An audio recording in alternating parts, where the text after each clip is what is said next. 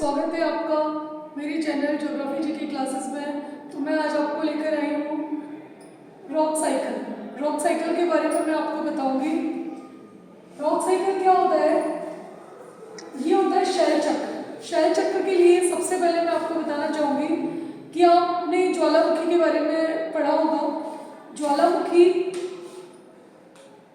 ये माउंटेन के थ्रू आपका क्या आता है, ज्वालामुखी प्रस्फुटित होता है। इसमें क्या है, एक गड्ढा होता है जिसको हम क्या बोलते हैं, क्रेटर।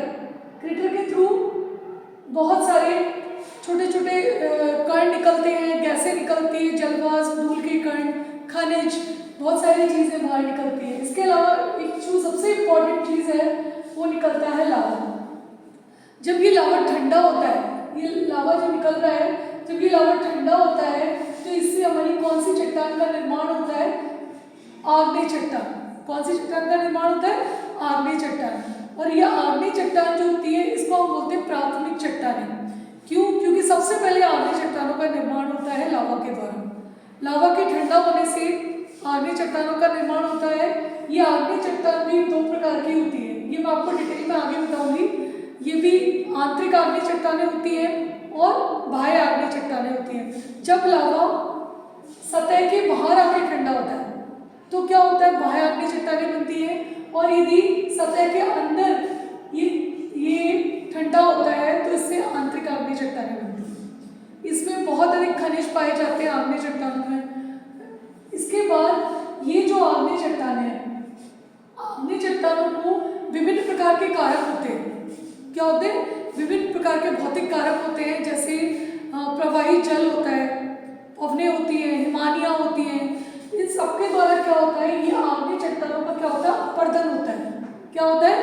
अपर्दन, उनका कटाव होता है। और उनके कटाव के बाद ये छोटे छोटे टुकड़ों में ये विभाजित हो जाती है। चाहे वो पवन के द्वारा भी हो सकता है, प्रवाहित जल के द्वारा भी हो सकता है, हिमानी के द्वारा भी हो सकता है। इस तरह से ये जो छोटे छोटे टुकड़े हैं इनको हम क्या बोलते हैं, अवसाद। क्या बोलते हैं? अवसाद या सेडिमेंट बोल सकते हैं इंग्लिश में। तो अब ये अवसाद जब एक जगह इकट्ठे हो जाते हैं, जब ये विभिन्न कारकों के द्वारा एक जगह निक्षेपित कर दिए जाते हैं तो किस प्रकार की चट्टान का निर्माण होता है, ये होते हैं सेडिमेंट्री रॉक, जिसको हम हिंदी में बोलते हैं अवसादी चट्टानें। इस तरह से फिर ये अवसादी चट्टानें किस पर, दो शब्द में आपको ले रही हूँ, उच्च ताप और उच्च दाब। उच्च ताप और उच्च दाब पर यह अवसादी चट्टानों का और आग्नेय चट्टान, दोनों प्रकार की चट्टानें उच्च ताप और उच्च दाब पर किसमें परिवर्तित हो जाती है, कायांतरित चट्टानों। किसमें परिवर्तित होती है, कायांतरित चट्टानों। और ये कायांतरित चट्टानों को हम इंग्लिश में बोलते हैं मेटामॉर्फिक रॉक। ठीक है, तो इस तरह से आग्नेय चट्टानें और अवसादी चट्टानें दोनों कायांतरित चट्टानों में उच्च ताप एवं उच्च दाब पर ये परिवर्तित हो जाती है। कायांतरित का मतलब ही क्या होता है, रूपांतरण, मतलब उसका रूप परिवर्तित होना। तो इसके बाद ये जब कायांतरित चट्टानें बनती हैं तो उसके बाद क्या होता है, कायांतरित चट्टानों का और अधिक रूपांतरण भी हो जाता है, जिसे हम क्या बोलते हैं, पुनः रूपांतरण। क्या बोलते हैं? पुनः रूपांतरण। अब उसके लिए भी उच्च ताप एवं उच्च दाब की जरूरत होती है। जैसे लाइक मैं एक एग्जाम्पल आपको लेती हूँ,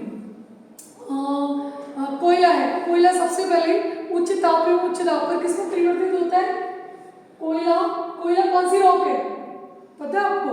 कोयला, पेट्रोलियम, प्राकृतिक, ये जो है ये अवसादी चट्टानों से प्राप्त होते हैं। किससे प्राप्त होते हैं? अवसादी चट्टानों से।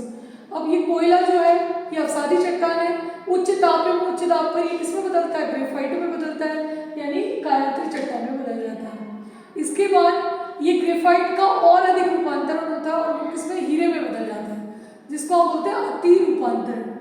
ठीक है, इसके बाद ये चट्टानें वापस, ये जब चट्टानें होती है वापस किसमें बदलती है, मैग्मा में। और ये चक्र क्या है, चलता रहता है।